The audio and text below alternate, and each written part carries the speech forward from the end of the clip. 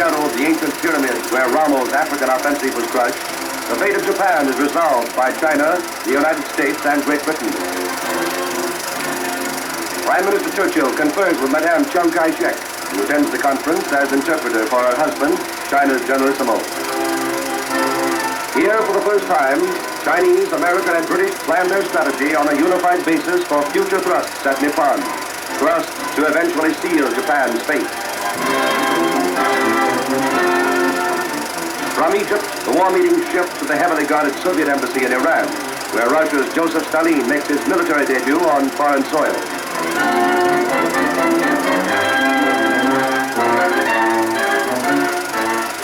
He joins President and Prime Minister to plan present and future strategy against Hitler and his aggressor allies. Joint Chiefs of Staff and the Prime Minister's daughter, Sarah Churchill Oliver, of the WAAF attend. President Roosevelt introduces Mrs. Oliver to Stalin.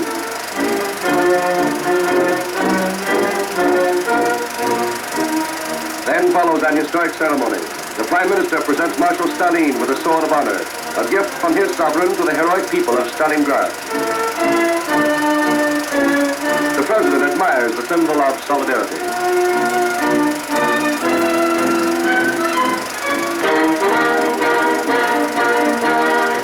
Your commentator is Ray Handley.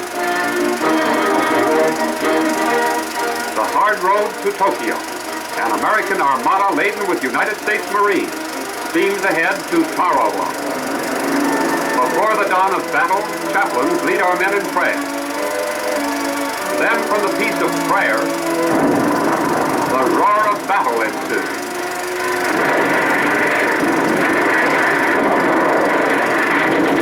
The seas are peppered with gunfire to protect our vessels from lurking enemy submarines. First, our warships unleash a tremendous free-landing bombardment. Then thousands of rounds of ammunition are loaded into barges.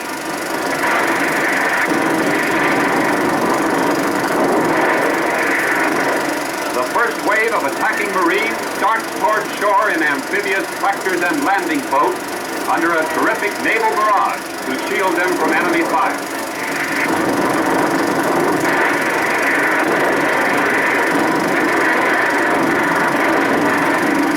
Thousands of tons of aerial bombs are rained upon Tarawa's waterfront and beachhead as the shore lights up like the crack of doom.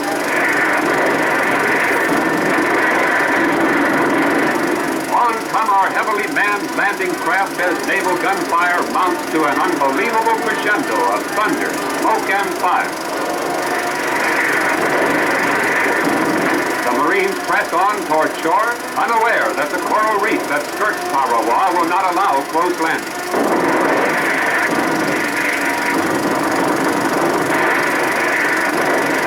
Landing boats are abandoned as the Marines are forced to wade ashore under terrific crossfire from Jap machine gunners and snipers.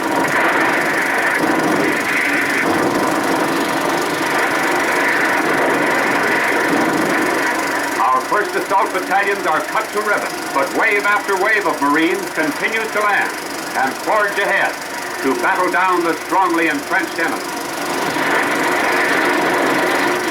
Here in a veritable no man's land, 4,000 Imperial Jap Marines fight to the last against our oncoming Leatherneck. Here, at an appalling cost of life, our men seek to wrest this all-important island from the enemy, who seized it from a few missionaries and natives shortly after the Jap sneak attacks on Pearl Harbor. Jap pillboxes are blown up, along with the enemy's permanent concrete gun shelters, sunken 20 feet into the ground.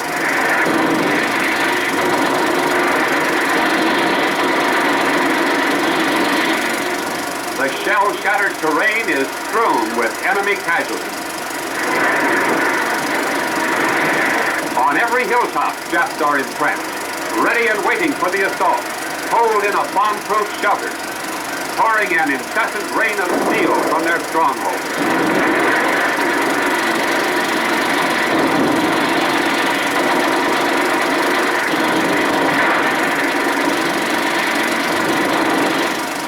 Flamethrower goes into action. Japs in a pillbox are trapped and destroyed.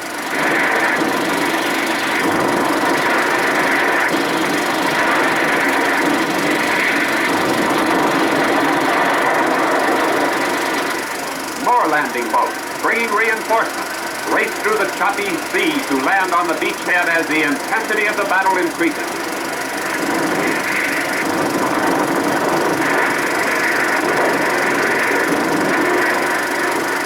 On the second day, the battle reaches its venomous height.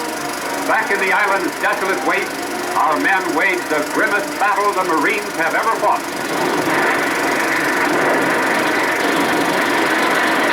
The wounded received constant care as stretcher bearers hurriedly returned the maimed and suffering behind the battle lines for emergency treatment and life-giving plasma.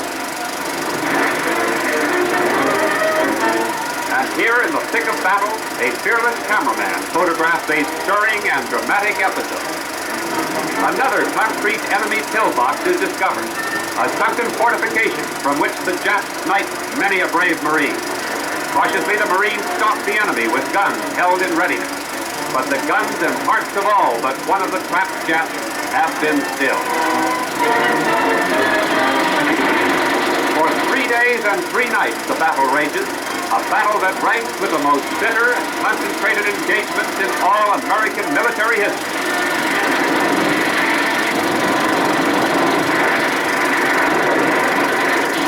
Crossfire sweeps the trees like a tropical hurricane. Millions of bullets, hundreds of tons of explosives pour into the stubborn Japanese. Every yard of Jap positions is raked by fire and shot. United States gunfire is ceaseless, and here in the heat of battle, we see a group of frightened, terror-stricken Japs rushing to a safe haven, which they never attained.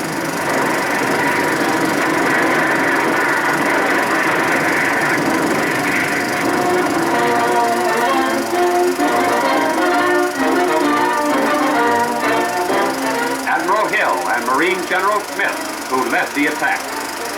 As the crescendo of battle lessens, a frightened kitten, the only living thing for acres around, emerges into the light, and a battle-scarred Marine meekly shares his canteen with a helpless creature.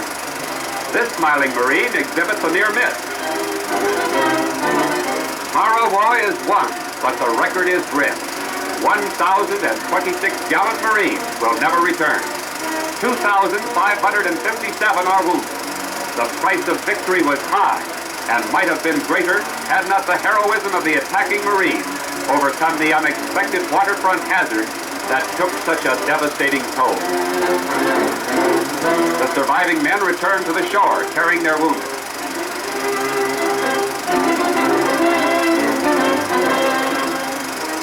Others marched to camp over the shattered sand dunes and beneath the shell-raked coconut palms, out of the holocaust of war, into the warmth of a tropical sun. Tarawa was impregnable, the Japs claimed, but they forgot to tell it to the Marines. Grim faces past Lieutenant Colonel Arnold Johnston, who salutes his surviving comrades.